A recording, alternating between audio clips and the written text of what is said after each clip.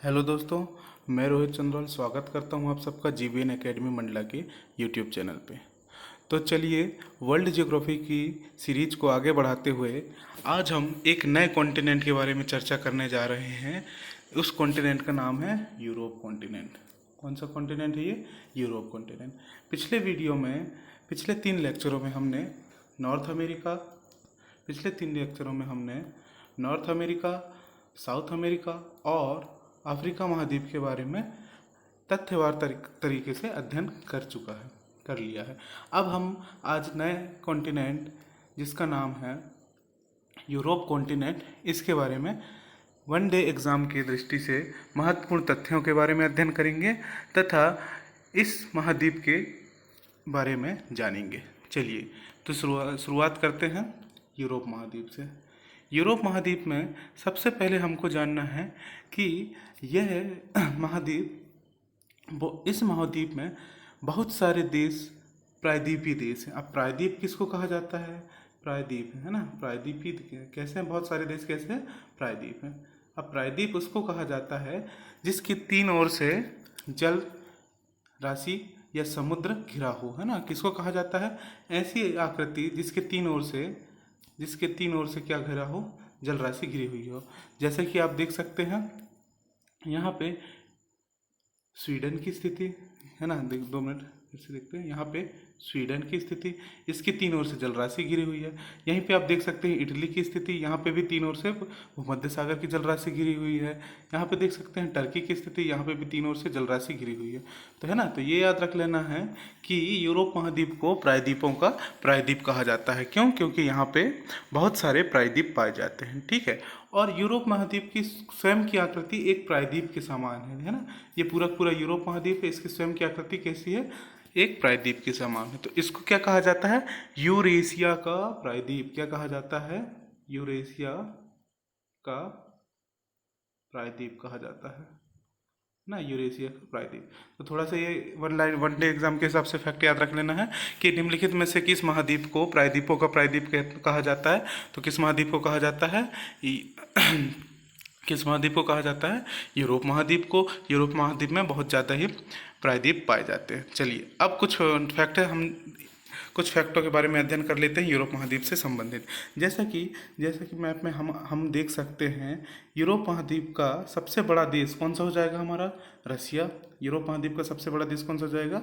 रसिया या रूस कहा जाता है इसी को। और सबसे छोटा देश कौन सा हो जाएगा? वेटिकन। कौन सा हो जाएगा? वेटिकन सिटी, जो कि इटली में मौजूद है ना। जो कि कहाँ पे मौजूद है? इटली में वेटिकन सिटी मौजूद है। तो ये 2 फैक्ट याद रखेंगे हम यूरोप महाद्वीप के बारे में। अब यूरोप महाद्वीप की सबसे ऊंची पर्वत श्रृंखला सबसे ऊंची पर्वत चोटी पूछी जाती है। तो हमको यहाँ पे याद रख लेना है, काला सागर और कैस्पियन सागर के मध्य एक पर्वत श्रृंखला पाई जाती है। इस पर्वत श्रृंखला को क्या कहा जाता है? आप पर्वत श्रृंखला वाली, विश्व की प्रमुख पर्वत श्रृंखलाएं वाली वीडियो में जाके देख सकते हैं। मैंने आपको विश्व की प्रमुख पर्वत श्रृंखलाएं पिछली वीडियो में बता दिया है ना। तो हम आप यहाँ पे पढ़ेंगे यूरोप महाद्वीप में काला सागर और क्या कहते हैं, कैस्पियन सागर, यहाँ पे इसके बीच में एक पर्वत श्रृंखला पाई जाती है। इस पर्वत श्रृंखला का नाम क्या है?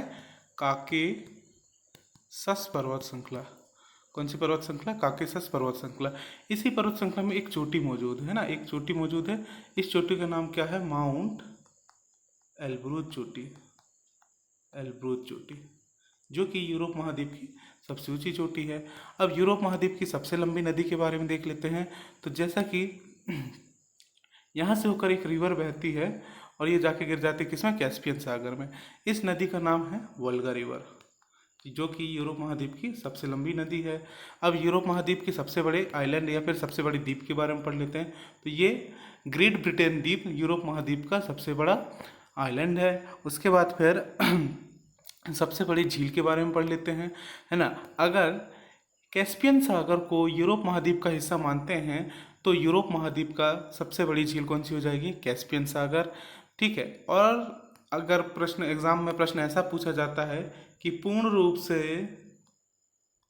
से यूरोप में स्थित सबसे बड़ी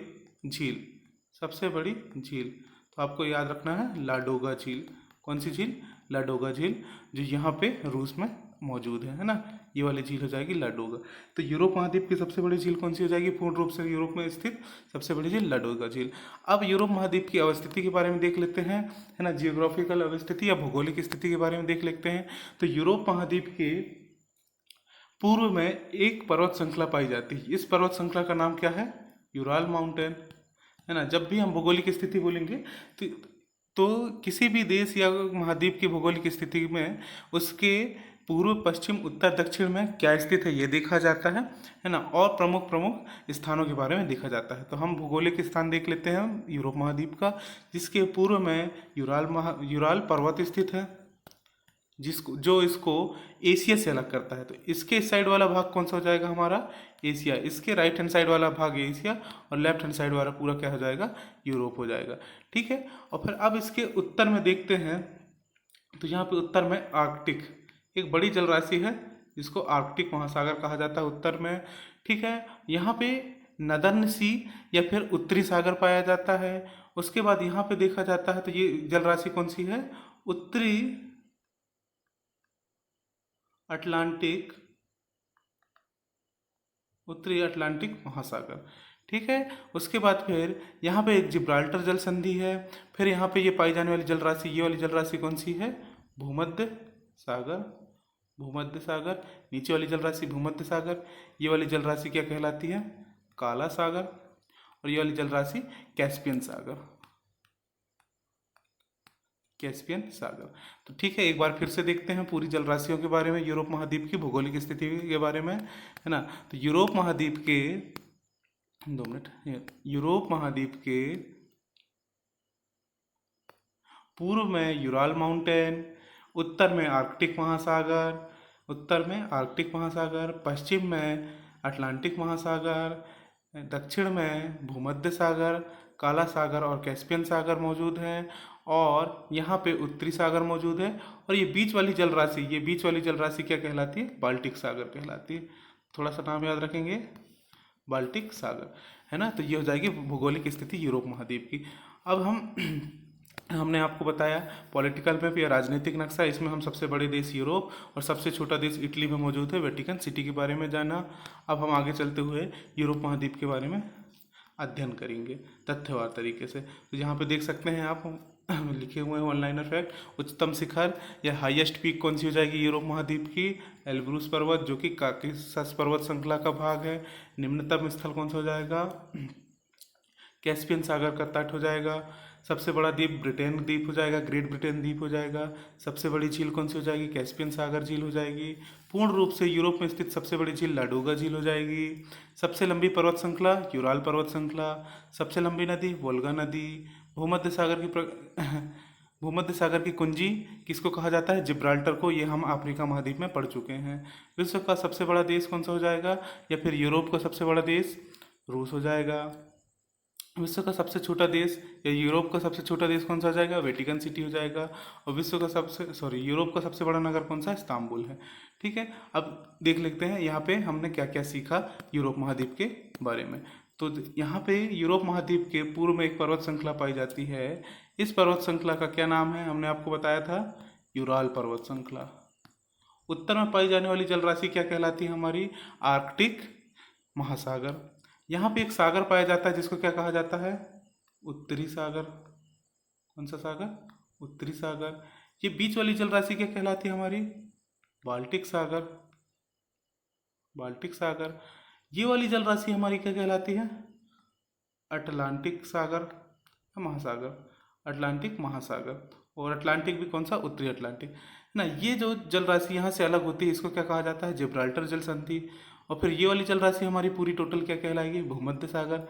ये हमारा काला सागर और ये हमारा छोटा सा दिख रहा है जो कैस्पियन सागर। तो इतनी हमने जान ली भौगोलिक स्थिति यूरोप महाद्वीप के बारे में। ये वाला देश कौन सा हो जाएगा हमारा? रूस, जो कि यूरोप महाद्वीप का सबसे बड़ा देश है। और सबसे छोटा देश वेटिकन सिटी हो जाएगा। चलिए अब मुख्य पर्वत श्रृंखलाओं के बारे में देखेंगे यूरोप महाद्वीप की। तो यूरोप महाद्वीप में छोटी बड़ी बहुत सारी पर्वत श्रृंखलाएँ पाई जाती हैं, जिनमें से हमको कुछ मुख्य पर्वत श्रृंखलाओं के बारे में ही बस याद रख लेना है। जिसमें से पहली पर्वत श्रृंखला है यूराल माउंटेन। यूराल पढ़ना इसलिए आवश्यक हो जाता है क्योंकि यूराल पर्वत एशिया और यूरोप के मध्य विभाजक का कार्य करता है ना। यूराल पर्वत एशिया और यूरोप के मध्य विभाजक का कार्य करता है। यूराल पर्वत का ईस्ट वाला हिस्सा एशिया कहलाता है और यूराल पर्वत का वेस्ट वाला पूरा हिस्सा क्या कहलाता है, यूरोप कहलाता है। ठीक है, तो ये याद रख लेना है। उसके बाद फिर हमको पढ़ना है काकेशस पर्वत श्रृंखला। काकेशस पर्वत श्रृंखला ये पढ़ना इसलिए इम्पोर्टेंट हो जाता है क्योंकि इसमें यूरोप महाद्वीप की सबसे ऊंची चोटी माउंट एल्ब्रूज मौजूद है। कौन है, माउंट एल्ब्रूज मौजूद है। उसके बाद फिर हमको अगला पढ़ना है आल्प्स पर्वत श्रृंखला। कौन सी, आल्प्स पर्वत श्रृंखला, जो कि मध्य यूरोप में पाई जाती है। आल्प्स पर्वत श्रृंखला कहाँ पे पाई जाती है, मध्य यूरोप में पाई जाती है। उसके बाद हमको पढ़ना है AP9 पर्वत श्रृंखला। देख सकते हैं यहाँ पे इटली देश है, इटली देश में कौन सा है, AP9। AP9 कहाँ पे है, इटली में मौजूद है। उसके बाद हमको पढ़ना है, उसके बाद पढ़ना है पेनाइन पर्वत श्रृंखला। कौन सी है, पेनाइन पर्वत श्रृंखला, याद रखना ना, ब्रिटेन में है, ब्रिटेन की है। कौन सी, पेनाइन। AP9 इटली में, पेनाइन कहाँ पे, सॉरी, पेनाइन कहाँ पे, ब्रिटेन में, या फिर ग्रेट ब्रिटेन में पेनाइन है ना। तो इतनी सारी पर्वत श्रृंखला हो जाएंगी।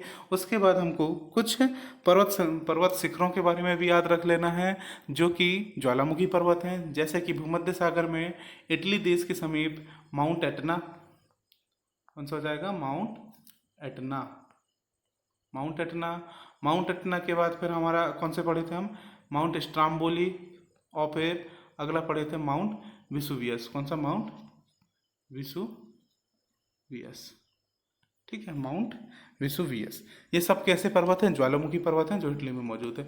तो इटली की एक बार प्रमुख पर्वत श्रृंखला एक बार फिर से देख लेते हैं ब्लैंक मैप में। यहाँ पे देख सकते हैं आप, यहाँ पे है कौन सा, काकेशस पर्वत श्रृंखला में माउंट एल्ब्रूज। देखते हैं माउंट एल्ब्रूज की फोटो आ गई, ये है माउंट एल्ब्रूज, जो कि यूरोप महाद्वीप की सबसे ऊंची चोटी है, माउंट एल्ब्रूज। चलिए आगे चलते हैं। अब ब्लैंक मैप में एक बार पूरी पर्वत श्रृंखलाओं को देख लेते हैं। यहाँ पे एक पर्वत श्रृंखला पाई जाती है जिसको कौन सा माउंटेन कहते हैं, यूराल माउंटेन। ठीक है, उसके बाद यहाँ पे काला सागर और कैस्पियन सागर के मध्य एक पर्वत श्रृंखला पाई जाती है जिसको क्या कहा जाता है, काकेशस पर्वत श्रृंखला। उसके बाद मध्य यूरोप में एक पर्वत श्रृंखला पाई जाती है जिसको कौन सी पर्वत श्रृंखला कहा जाता है, आल्प्स पर्वत श्रृंखला, आल्प्स पर्वत श्रृंखला। उसके बाद यहाँ पे इटली में एक पर्वत श्रृंखला पाई जाती है जिसको क्या कहा जाता है, AP9 पर्वत श्रृंखला। फिर ब्रिटेन में एक पर्वत श्रृंखला पाई जाती है जिसको क्या कहा जाता है, पेनाइन पर्वत श्रृंखला। उसके बाद हाँ, हमको ये भी याद रख लेना है, जर्मनी में एक पर्वत श्रृंखला पाई जाती है जिसको क्या कहा जाता है, ब्लैक फॉरेस्ट। ठीक है, ब्लैक, 2 मिनट, ब्लैक फॉरेस्ट कहा जाता है, ब्लैक फॉरेस्ट पर्वत श्रृंखला। तो इतनी सारी पर्वत श्रृंखलाएं हमको यूरोप महाद्वीप में याद रख लेनी है, Ural, Caucasus, Alps, benign, AP9 और पेनाइन और ब्लैक फॉरेस्ट। ठीक है, चलिए अब आगे चलते हैं पर्वत श्रृंखलाओं के बारे में। क्या, अब यूरोप महाद्वीप के प्रमुख घास के मैदान के बारे में देखते हैं। तो यूरोप महाद्वीप में वैसे मुख्य रूप से बड़े घास के मैदान नहीं पाए जाते, है ना। एशिया में एक घास का मैदान पाया जाता है। देखिए ये है पूरे वर्ल्ड का मैप, वर्ल्ड के मैप में घास के मैदानों के बारे में बताया गया है ना। ये वाला घास का मैदान क्या कहलाता है हमारा, स्टेपी घास का मैदान, जो कि यूराल पर्वत के से लगा हुआ घास का मैदान है। कौन से घास के मैदान, स्टेपी घास के मैदान। तो यही स्टेपी घास के मैदान यूरोप में भी पाए जाते हैं। ठीक है, तो ये देख सकते हैं कौन से घास के मैदान पाए जाएंगे, स्टेपी घास के मैदान, कहाँ पे, यूराल पर्वत के पास, है ना। और फिर इसके बाद एक घास के मैदान और याद रख लेना है हमको यूरोप महाद्वीप में। यहाँ पे एक देश है पोलैंड, पोलैंड के नीचे एक देश है हंगरी। कौन सा देश है, हंगरी। हंगरी देश में पाए जाने वाले घास के मैदान क्या कहलाते हैं, पुष्टाज घास के मैदान, है ना। ये पूछा जाता है एग्जाम में बहुत बार, पुष्टाज घास के मैदान किस देश में पाए जाते हैं, हंगरी देश में। तो हमने यूरोप में 2 घास के मैदान पढ़ लिए, स्टेपी और पुष्टाज। पुष्टाज कहाँ पाए जा रहे हैं, हंगरी में पाए जाते हैं। ठीक है, चलिए अब घास के मैदान के बाद हम इसी श्रृंखला को आगे बढ़ाते हुए यूरोप महाद्वीप में ठीक है, यूरोप महाद्वीप में इसी श्रृंखला को आगे बढ़ाते हुए हम रेगिस्तानों के बारे में देखेंगे। तो एक फैक्ट ये याद रख लेना है कि यूरोप महाद्वीप विश्व का एकमात्र महाद्वीप है, विश्व का एकमात्र महाद्वीप है जहाँ पे एक भी रेगिस्तान नहीं है। एक भी क्या नहीं है, रेगिस्तान या मरुस्थल नहीं है, एक भी मरुस्थल या रेगिस्तान नहीं है, तो याद रख लीजिएगा। उसके बाद हमें पढ़ना है यूरोप महाद्वीप की झीलों के बारे में। तो यूरोप महाद्वीप में देखिए, अगर आपसे पूछ लिया जाता है कि यूरोप महाद्वीप की सबसे बड़ी झील कौन सी है, और वहाँ पे ऑप्शन में कैस्पियन सागर भी है, और या फिर ऑप्शन क्वेश्चन में आपको स्पेसिफिक बता दिया गया है कि कैस्पियन सागर यूरोप में स्थित है, तब आपका आंसर कौन सा हो जाएगा, कैस्पियन सागर। यदि ऑप्शन में कैस्पियन सागर नहीं आता है, तब यूरोप महाद्वीप की सबसे बड़ी झील कौन सी हो जाएगी हमारी, लाडोगा, 2 मिनट, लाडोगा झील। कौन सी झील, लाडोगा झील। देख सकते हैं यहाँ पे रूस में मौजूद है लाडोगा झील, है ना। तो यूरोप महाद्वीप में स्थित प्रमुख झीलों के बारे में हमको मुख्य रूप से 3 झीलों के बारे में पढ़ना है। पहली झील कौन सी हो जाएगी हमारी, लाडोगा झील। दूसरी झील हो जाएगी ओनेगा झील, लाडोगा झील, 2 मिनट एनोटेशन चल नहीं रहा है, लाडोगा झील। दूसरी झील हो जाएगी ओनेगा झील। दोनों कहाँ पे मौजूद हैं, रूस में मौजूद। दोनों कहाँ पे मौजूद हैं, रूस में। और उसके बाद एक झील और पढ़ा जाता है यूरोप महाद्वीप में, जिसको कहा जाता, जो स्वीडन में मौजूद है। कहाँ पे मौजूद है, स्वीडन देश में। इस झील को कहा जाता है वेटर्न झील या फिर वनर्न झील, है ना, वनर्न झील। अलग अलग नाम है, दोनों नाम याद रखना है, वेटर्न झील या वनर्न झील, है ना। तो 3 झील पढ़ना है मुख्य रूप से हमको यूरोप महाद्वीप में। एक लाडोगा झील हो जाएगी, जो पूर्ण रूप से यूरोप में स्थित सबसे बड़ी झील हो जाएगी। उसके बाद ओनेगा झील, ये दोनों झील यूरोप में, रूस देश में मौजूद है। उसके बाद वेनर्न झील, जो कि स्वीडन देश में मौजूद है। चलिए देख सकते हैं, ये है लेक लाडोगा। कौन सी है ये, लेक लाडोगा। आगे चलते हैं, ये है लेक ओनेगा, लेक ओनेगा। फिर आगे आते हैं, ये है लेक वेटर्न, ना, लेक वेटर्न झील। चलिए अब आगे बढ़ते हुए देख लेंगे, यहाँ पे ब्लैंक मैप में एक बार प्रैक्टिस कर लेंगे। रूस में 2 झील, एक झील यहाँ पाई जाती है, एक झील यहाँ पे पाई जाती है। नीचे वाली झील क्या है, लाडोगा। ऊपर वाली झील क्या है, ओनेगा। और एक झील कहाँ पे पाई जाती है, यहाँ पे स्वीडन में, जिसको कहा जाता है वेटर्न, वेटर्न झील। ठीक है, चलिए अब आगे बढ़ते हैं। और अब हम जानते हैं यूरोप महाद्वीप की मुख्य नदियों के बारे में। यूरोप महाद्वीप में छोटी बड़ी बहुत सारी नदियाँ प्रवाहित होती हैं, लेकिन उनमें से हमें एग्जाम पॉइंट ऑफ व्यू से कुछ ही नदियों के नाम याद रख लेने हैं, जिसमें सबसे प्रमुख नदी है हमारी वोल्गा रिवर। सबसे प्रमुख नदी है वोल्गा रिवर। जैसे कि मैप में आप देख सकते हैं, यहाँ से वोल्गा नदी का उद्गम है, और ये आगे बढ़ते हुए यहाँ से होते हुए कहाँ पे जाके गिरती है, कैस्पियन सागर में जाके अपना पानी गिराती है। ये यूरोप महाद्वीप की सबसे लंबी नदी है। यूरोप महाद्वीप की सबसे लंबी नदी कौन सी हो जाएगी, वोल्गा रिवर। ठीक है, कौन सी ये, वोल्गा रिवर। उसके बाद अगली नदी हमको पढ़ना है डेन्यूब रिवर, जो कि यहाँ से निकलते हुए डेन्यूब रिवर ब्लैक फॉरेस्ट से निकलते हुए 10 देशों में प्रवाहित होते हुए, कितने देशों में, 10 देशों में, और 10 देशों की 5 राजधानियाँ। ये याद रख लेना, क्योंकि ये वनडे एग्जाम में बहुत ज़्यादा पूछा जाता है कि निम्नलिखित में से कौन सी नदी है जो 5 राजधानियों में से होकर प्रवाहित होती है। तो कौन सी नदी हो जाएगी, डेन्यूब रिवर। कौन सी नदी, डेन्यूब रिवर। ठीक है, तो दूसरी नदी इंपॉर्टेंट कौन सी हो जाएगी हमारी, डेन्यूब।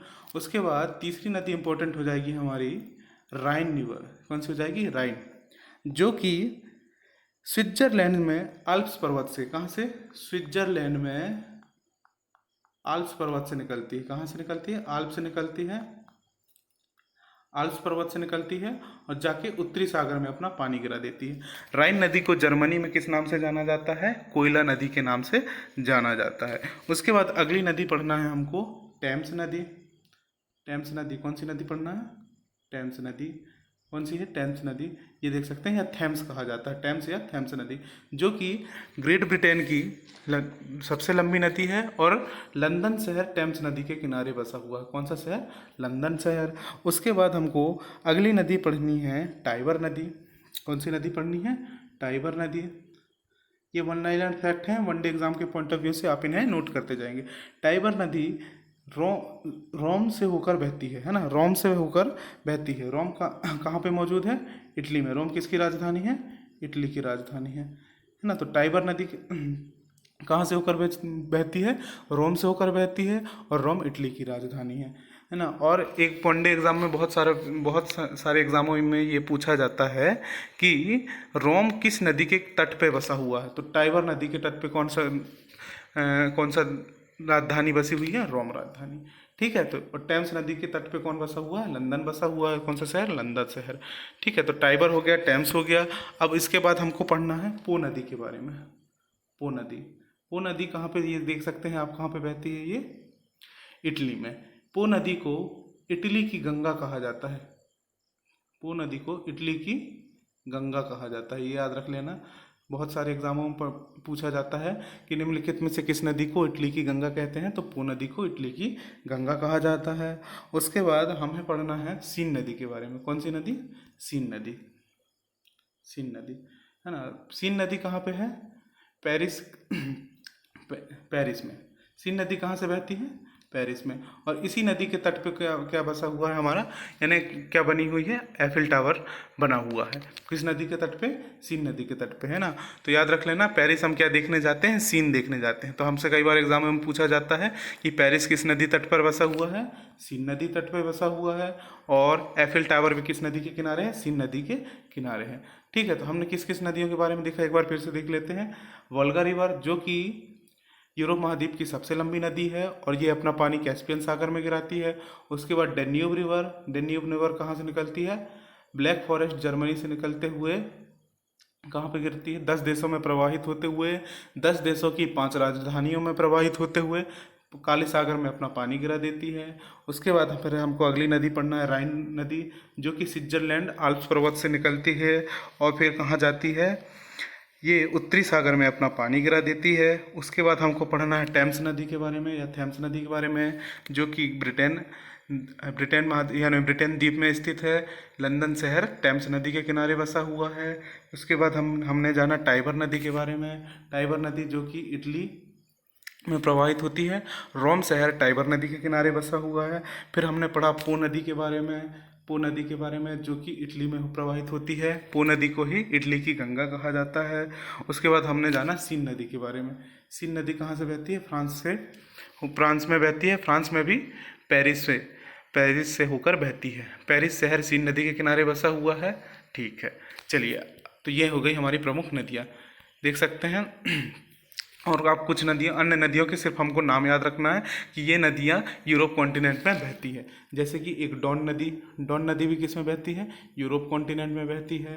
ठीक है। उसके बाद फिर हमको अन्य नदियों में याद रखना है, एक यूराल नदी भी है, जो कि यूराल पर्वत श्रृंखला से निकलती है। ये भी किस में बहती है? यूरोप महाद्वीप में बहती है। उसके बाद हमको ये मुख्य मुख्य नदियाँ जो हमने आपको बताई वो सारी की सारी याद रखनी है। वोल्गा, डेन्यूब, राइन, टाइबर, पो टाइबर, पो, सीन और टेम्स। टेम्स है और सीन नदी, है ना। इतनी सारी नदियाँ हो गई हमारी कंप्लीट। चलिए, देख सकते हैं ये है हमारी वोल्गा रिवर, जो कि कहाँ पे जाके गिर रही? कैस्पियन सागर में, यूरोप की सबसे लंबी नदी। ये देख सकते हैं डेन्यूब रिवर, जो कि 10 देशों से होकर प्रवाहित होती है और अपना पानी कहाँ गिराती है? काला सागर या ब्लैक सी में गिराती है। और 10 देशों की भी कितनी राजधानी? 5 राजधानी से, है ना। 2 मिनट, 5 राजधानियों से। ये फैक्ट पूछा जाता है कई बार, तो इसको याद रखेंगे, कितनी राजधानियों से? 5 राजधानियों से। ठीक है। एक बार आप ब्लैंक मैप में प्रैक्टिस कर लेते हैं। यहाँ से होकर प्रवाहित होती है एक नदी, इस नदी का नाम क्या है? ये नदी कौन सी हो जाएगी हमारी, जो यूरोप महाद्वीप की सबसे लंबी नदी है? कौन सी हो जाएगी? Volga river. कौन सी? Volga river. उसके बाद यहाँ से एक नदी निकलती है ब्लैक फॉरेस्ट जर्मनी से और आके यहाँ पे काला सागर में अपना पानी गिराती है। ये नदी का नाम क्या है? Danube river. कौन सी नदी है ये? Danube river. उसके बाद टाइबर नदी कहाँ पे बहती है? रोम, इटली में।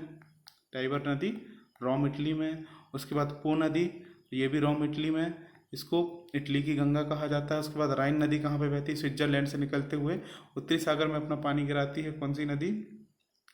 राइन नदी। इसको कोयला रिवर कहा जाता है या कोयला नदी कहा जाता है। टेम्स नदी कहाँ पे बहती है? ब्रिटेन में। थेम्स या टेम्स कहा जाता है।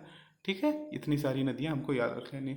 फिर हमने और पढ़ा सीन नदी के बारे में, जो कि फ्रांस पेरिस में बहती है। और फिर हमने और नदियों के बारे में जाना, यूराल नदी, है ना। ठीक है। तो यहाँ पे नदियों वाला सेक्शन भी खत्म होता है यूरोप महाद्वीप का। अब यूरोप महाद्वीप की कुछ फैक्ट्स हैं जो हमको याद रख लेना है, जैसे कि इटली का भारत किस सॉरी इटली को यूरोप का भारत कहा जाता है, या यूरोप का भारत किस देश को कहा जाता है? इटली को। क्यों कहा जाता है? क्योंकि इटली भी भारत की तरह कृषि प्रधान देश है ना। क्यों क्यों कहा जाता है? क्योंकि इटली भी भारत की तरह कृषि प्रधान देश है। उसके बाद यूरोप का खेल का मैदान स्विट्जरलैंड को कहा जाता है, कि यूरोप का खेल का मैदान स्विट्जरलैंड को कहा जाता है। अब देखना, इंग्लिश चैनल फ्रांस और यूनाइटेड किंगडम को अलग करती है, ठीक है। जैसा कि आप देख लो, मैं मैप में बता दे रहा हूँ आपको कि ये रहा अपना कौन सा, फ्रांस, कौन सा हो जाएगा ये, फ्रांस है, और ये है यूके, ये पूरा का पूरा यूके। फ्रांस और यूके के बीच एक नदी यानी एक चैनल है। इस चैनल को क्या, कौन सा चैनल कहा जाता है? इंग्लिश चैनल, चैनल कहा जाता है, ठीक है। तो इतना याद रखेंगे। अब किसके किसके बीच है? फ्रांस और यूके के बीच में इंग्लिश चैनल, ठीक है। ये किसको किसको, अटलांटिक महासागर और उत्तरी सागर को जोड़ती है, याद रख लेना, इंग्लिश चैनल। अब यूके को देख लेते हैं। देखिए, यूके के बारे में बहुत ज़्यादा कन्फ्यूजन होता है अधिकतर लोगों को कि यूके किसको कहते हैं। देखिए, 3-4 नाम है, हम आपको बता देते हैं। यूके किसको कहेंगे? ब्रिटेन किसको कहेंगे? ब्रिटेन किसको कहेंगे? और इंग्लैंड किसको कहेंगे? इंग्लैंड किसको कहेंगे? देखो, है ना। तो एक बार जान लेते हैं यूके, ब्रिटेन और इंग्लैंड में अंतर क्या होता है। यूके, देखो यूके यूके किसको कहा जाता है? देखो, सबसे पहले हमें इसके लिए समझना पड़ेगा इंग्लैंड। इंग्लैंड एक देश है, यह एक देश है, प्रिंसली स्टेट था, इसके बाद इसको एक देश घोषित कर दिया। तो इंग्लैंड क्या है? एक देश है।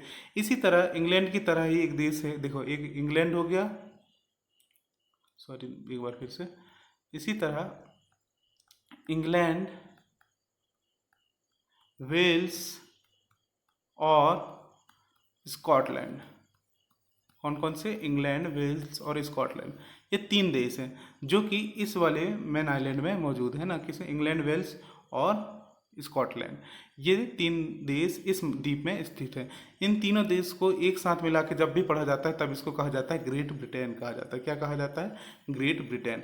और जब ग्रेट ब्रिटेन में, अब ग्रेट ब्रिटेन में कौन कौन से देश आ गए? इंग्लैंड, वेल्स और स्कॉटलैंड। कौन कौन से आ गए? इंग्लैंड, वेल्स और स्कॉटलैंड। जब ग्रेट ब्रिटेन में ना, या ब्रिटेन में हम किसको ऐड कर लेते हैं? उत्तरी आयरलैंड को, उत्तरी आयरलैंड को, है ना। देख लेते हैं एक बार, मैप में आपको अच्छे से शो कर देता हूँ, है ना। ये हो जाएगा हमारा, ये वाला आइलैंड बस हमारा क्या हो जाएगा? Great Britain. क्या हो जाएगा? ये ग्रेट ब्रिटेन। और जब इसमें हम ये उत्तरी भाग, आयरलैंड का उत्तरी भाग भी ऐड कर देते हैं, तब इसको कहा जाता है यूके या यूनाइटेड किंगडम। तो यूके में हमको याद रख लेना है कि यूनाइटेड में हमको क्या क्या पढ़ लेना है? इंग्लैंड, वेल्स और स्कॉटलैंड, 3 देश ये हो गए, और इसका उत्तरी हिस्सा, ये चारों मिलके क्या बनाते हैं? United kingdom. और जब ये 3 देश बस मिलते हैं, कौन कौन से? इंग्लैंड, वेल्स और स्कॉटलैंड, तब इसको ग्रेट ब्रिटेन कहा जाता है। और इंग्लैंड अपने आप में एक देश है, ठीक है। तो ये सारे देश, इतना क्लियर हो गया होगा आपको। चलिए, उसके बाद यहाँ पे 1 लाइनर फैक्ट है, आप इनको याद रख लेंगे, है ना। नीदरलैंड के उत्तरी सागर के तट पर तटबंध बनाकर समुद्र की से भूमि प्राप्त की जा रही है ना। यानी नीदरलैंड में क्या हो रहा है? समुद्र में तटबंध बना के, यहाँ पे बांध बना के समुद्र की भूमि को लैंड के रूप में उपयोग किया जा रहा है।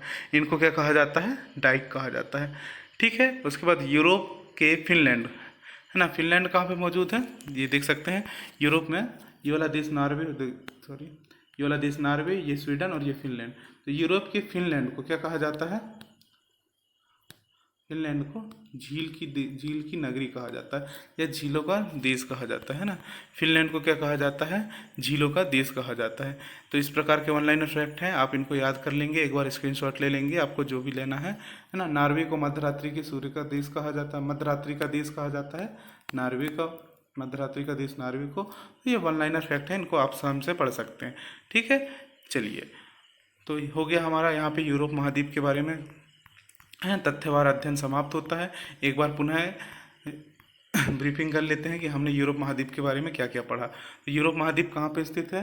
अफ्रीका महाद्वीप के जस्ट ऊपर साइड स्थित है।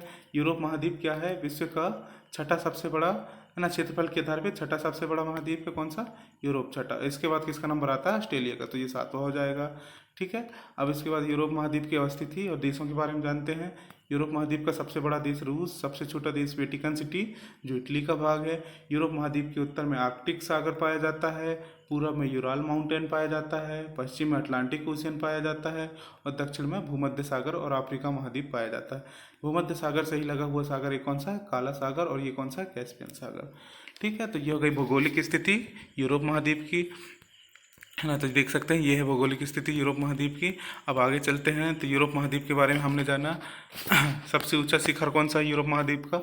माउंट एलब्रूस, जो कि काकेशस पर्वत श्रृंखला का भाग है। सबसे लंबी नदी कौन सी है? वोल्गा नदी। उसके बाद फिर सबसे बड़ा द्वीप कौन सा हो जाएगा? ब्रिटेन द्वीप, ग्रेट ब्रिटेन द्वीप हो जाएगा।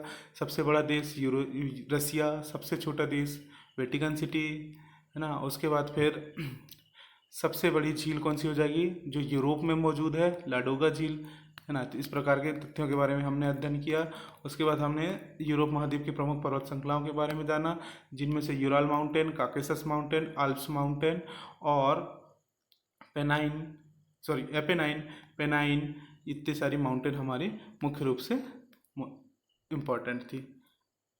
फिर हमने जाना ये माउंट एलब्रूज के बारे में, जो कि काकेशस पर्वत श्रृंखला का भाग है ना। उसके बाद फिर हमने देखा घास के मैदान। यूरोप में दो प्रकार के घास के मैदान पाए जाते हैं। एक यूराल पर्वत श्रृंखला के पास पाए जाने वाले घास के मैदान, जिसको स्टेपी कहा जाता है, और एक हंगरी देश में पाई जाती है घास के मैदान, जिसको पुस्टाच कहा जाता है। फिर हमने आगे बढ़ते हुए झीलों के बारे में जाना। यूरोप में 3 झील मुख्य रूप से पढ़ी जाती हैं, लेक लाडोगा, लाडोगा झील, ओनेगा झील और वेटर्न झील।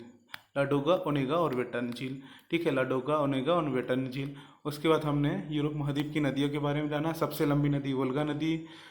उसके बाद सबसे ज़्यादा देशों से प्रवाहित होने वाली नदी डेन्यूब नदी 5 देशों की राजधानियों से भी प्रवाहित होती है। फिर राइन नदी, फिर टाइबर नदी, फिर पो नदी, फिर टेम्स नदी, फिर उसके बाद हमने देखा सीन नदी, है ना, सीन नदी। तो इतनी सारी नदियों के बारे में हमने जाना यूरोप महाद्वीप की।